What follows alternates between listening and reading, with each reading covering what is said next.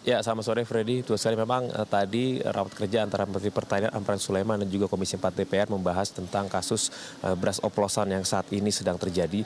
Dan dari temuan Kementerian Pertanian itu dari 268 sampel yang diperiksa di 10 provinsi di 13 lab itu ditemukan ada 212 merek di mana itu antara kualitas dan juga harga serta bobot itu tidak sesuai.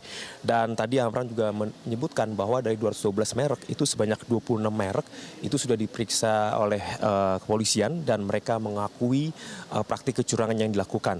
Dan juga Amran Sulaiman juga menyebut bahwa sebagian merek yang menjual beras oplosan itu juga telah menarik produknya dari pasaran dan sebagian merek itu juga sudah mengganti harga sehingga antara kualitas beras dan juga harga yang dijual itu sudah sesuai.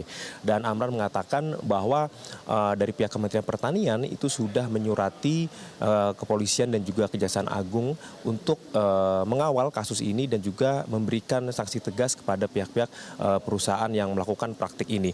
Dan Amran Sulaiman juga tadi menyebut bahwa 85% itu beras premium yang beredar pada saat ini itu tidak sesuai dengan standar. Jadi memang itu adalah beras-beras curah yang diganti kemasannya dan kemudian dilabeli dengan premium. Jadi beras curah tetapi dijual dengan harga premium dan juga beras curah tetapi dijual dengan harga medium. Dan tadi juga Amran Sulaiman menyebut bahwa ini total kerugian dari praktik pengoplosan beras ini sudah terjadi selama kurang lebih 1 tahun dan itu nilai yang didapat itu mencapai 99 triliun rupiah.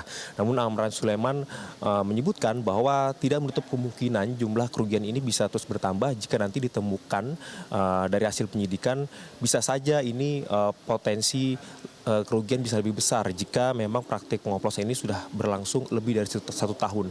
Bahkan Amran juga menyebut bisa saja ini sudah berlangsung selama 5 tahun atau bahkan 10 tahun.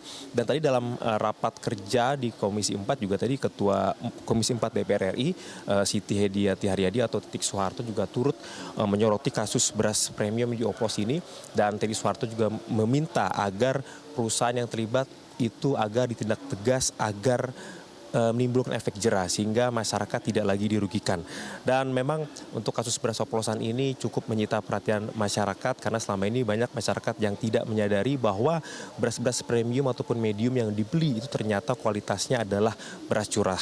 Jadi memang kita masih menunggu, mudah-mudahan dalam waktu dekat, dalam waktu ke depan ini dari pihak Satgas Pangan Polri ataupun dari pihak Kejaksaan Agung bisa merilis ataupun membuka tabir lebih jelas lagi terkait praktik pengoplosan dan kecurangan yang dilakukan oleh oknum-oknum perusahaan nakal. Freddy. Baik, Arif, penyelidikan ini masih terus dilaksanakan atau dilakukan oleh pihak-pihak terkait dan kita nantikan hasil penyelidikan lebih lanjut. Terima kasih atas laporan Anda, Arif. Selamat kembali bertugas, jaga kesehatan Anda.